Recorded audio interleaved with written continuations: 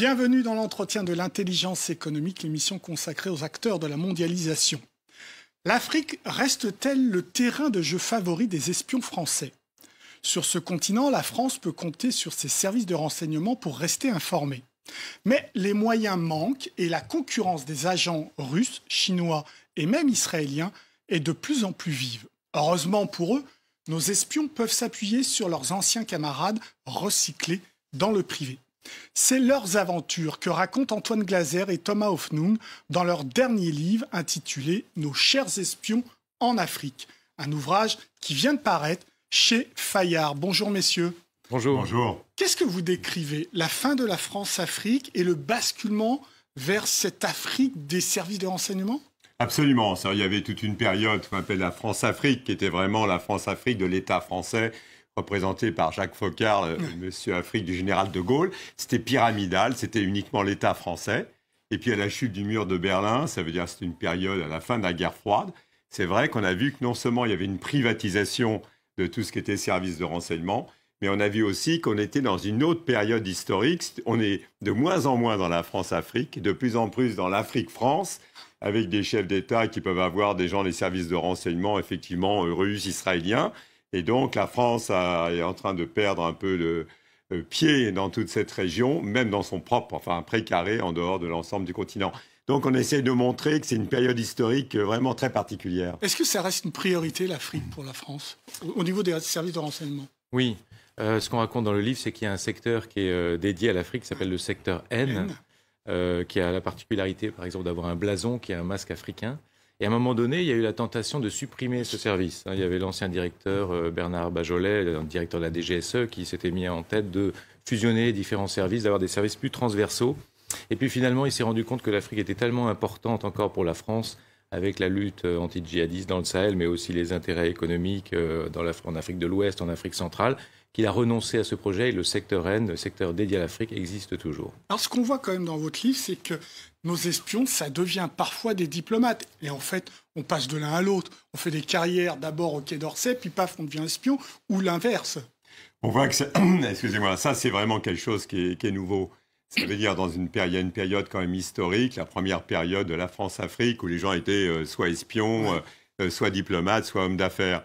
Et maintenant, dans la période actuelle, on voit bien que les gens qui finalement décident un peu de la politique africaine, c'est pas hasard, c'est le directeur Afrique du Quai d'Orsay, c'est l'ancien directeur de la stratégie de la DGSE, c'est même le propre conseiller Afrique d'Emmanuel Macron, c'est quand même un homme qui est issu du renseignement. Donc on voit bien qu'au fur et à mesure que la France perd pied un peu en Afrique, elle fait monter ces hommes de l'ombre. Et c'est vrai que ces diplomates, même, on ne va pas citer des noms, mais dans la plupart des grandes ambassades françaises en Afrique, ce sont souvent des gens qui sont passés par les services. Alors, ce sont des diplomates, bien sûr, ils ont été diplomates, mais on voit que les diplomates qui deviennent des espions, et on voit aussi comment les espions qui étaient, eux, en fait, des hauts fonctionnaires, ils rentrent dans les boîtes privées et ils viennent des hommes d'affaires. Du coup, ça frictionne avec le Quai d'Orsay, le ministère des Affaires étrangères. Mais il y a toujours eu des frictions, parce que bien sûr, chacun a son agenda. Ouais. Et en fait, le travail des espions commence là où celui des diplomates est censé s'arrêter. Sauf, comme le disait Antoine, de plus en plus, maintenant, vous avez des diplomates qui cochent la case espion, ou disons DGSE, parce que le renseignement est devenu tellement important aujourd'hui qu'il faut se frotter à ce monde-là. Et que ça permet même parfois c'est une sorte d'accélérateur de carrière. Vous montez encore plus haut, plus vite, quand vous connaissez le monde du renseignement. Alors, est-ce que la France a les moyens de son ambition en termes d'espionnage en Afrique? Non, enfin, très clairement, non.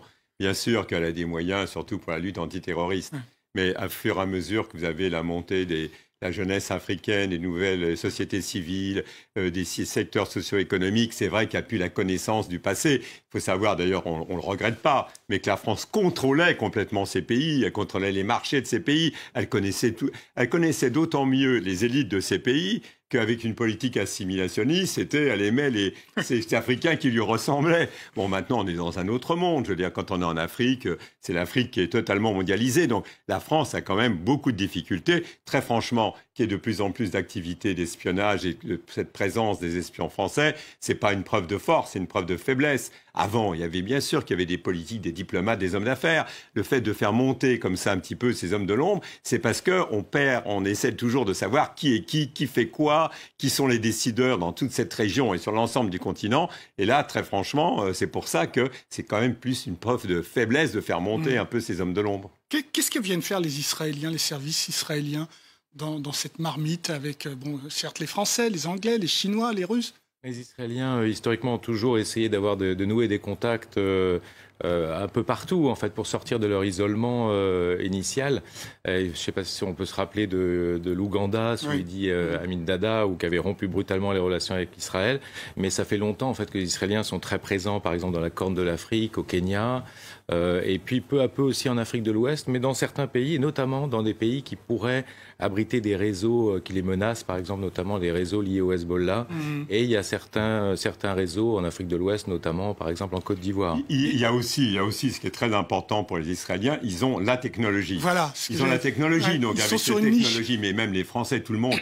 Vous avez régulièrement en France des grands forums entre Israéliens et Américains, ça se fait à Paris. Parce qu'en fait, les Israéliens ont la technologie et les Américains ont les capitaux. Technologie d'écoute essentiellement, de surveillance. Exactement, ils ont les capitaux. Et les chefs d'État africains qui sont de plus en plus inquiets de savoir est-ce qu'ils sont toujours soutenus à Paris, c'est vrai qu'en ayant avec les systèmes d'écoute israéliens, et surtout, il ne faut quand même pas oublier que dans le domaine de tout ce qui est minier, je veux dire le diamant, les grands hommes d'affaires israéliens, l'Afrique a toujours été leur principal terrain de jeu. Oui, mais ce que vous dites, c'est qu'ils ont touché, ils sont très proches des chefs d'État. Et comment? Ils sont d'autant plus proches. On ne peut pas encore une fois citer des noms, mais quand vous voyez des pays, bon, le Cameroun, c'est de notoriété publique, mais même la RDC, la République démocratique du Congo, les hommes d'affaires autour de Joseph Kabila, c'est le premier cercle. Même un pays comme la Guinée, ces genres de pays, ils se tournent, les chefs d'État se tournent de plus en plus vers les Israéliens, parce que les Israéliens n'ont pas évidemment la puissance et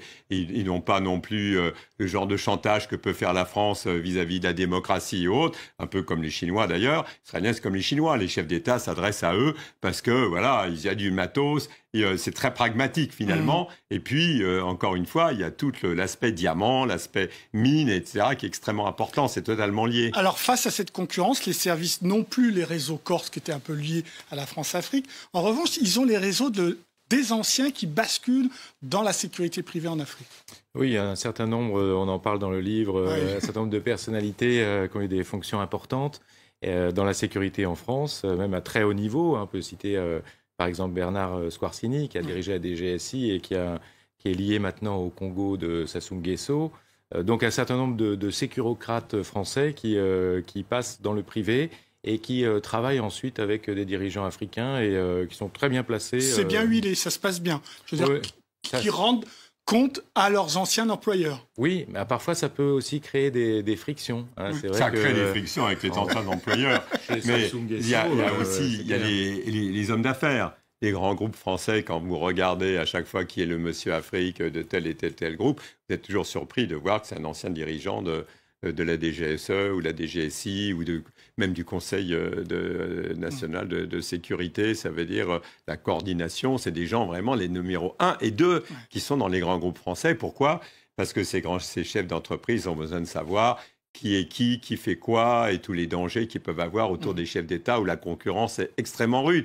Quand vous allez dans le pays gaulois de la France en Afrique, la Côte d'Ivoire, quand vous êtes à Abidjan, au petit déjeuner, vous avez le monde entier. Et pas simplement, on dit toujours les Chinois, mais il y a des Sud-Coréens, des Russes, des Espagnols. Ça veut dire même les partenaires européens de la France, concurrence la France dans son précaré. Et c'est vrai que là, le renseignement est essentiel. Alors vous pointez du doigt un phénomène qui est important quand même, c'est que cette diversité, cette présence de nombreux services fait en sorte que du coup, il n'y a pas d'échange de services, de renseignements sud-sud entre les pays africains. C'est quand même incroyable ça. Oui, c'est vrai qu'on a parlé avec un ancien dirigeant du renseignement au Sénégal, à Dakar, qui nous disait qu'il avait plus de contacts avec ses homologues français qu'avec ses confrères de la région, et que même il ne les avait pas vus physiquement pendant plusieurs années. C'est entretenu par les Français, ça, le fait de ne pas entraîner justement une coopération sud-sud qui est importante, qui devrait être importante. Ça devait être confortable à une certaine époque, mais maintenant, par rapport au péril djihadiste qui est transnational, la France, je crois, aujourd'hui, au contraire, essaye d'initier une coopération en matière de renseignement au niveau régional, notamment au sein du G5 Sahel, donc ce groupe qui rassemble 5 pays de la région. Et là, on a parlé avec des anciens du renseignement militaire qui, justement, racontent comment ils ont essayé d'initier cette coopération, qui n'est pas facile, parce qu'il y a beaucoup de méfiance, on le sait bien, entre les voisins, entre la Mauritanie, le Sénégal, qui ne fait pas partie du G5 Sahel, mais qui voudrait en faire partie, les Maliens, les Tchadiens. Tout le monde se regarde un peu en chien de faïence, et puis les moyens sont aussi un peu limités. Donc la France, je pense, va encore jouer un rôle d'aiguillon pour un bout de temps. C'est vrai que c'est une vieille, comme le dit Thomas, il y a aussi les pays africains eux-mêmes. On voit bien qu'il y a toujours des concurrences entre les pays africains, et un chef d'État africain préfère son chef des services de renseignement des relations avec la France plutôt qu'avec les pays voisins, parce qu'il se dit, on ne sait jamais, il y a quand même pas oublier en Afrique qu'il y a eu quand même des tentatives de coup d'État pendant des décennies. Donc, je veux dire, c'est ça qui joue aussi. C'est leur propre sécurité. Les opposants qui sont souvent chez le voisin. Justement. Merci beaucoup Antoine Glaser et Thomas Hoffnung pour vos réponses. L'entretien de l'intelligence économique, c'est terminé. Mais évidemment, comme d'habitude,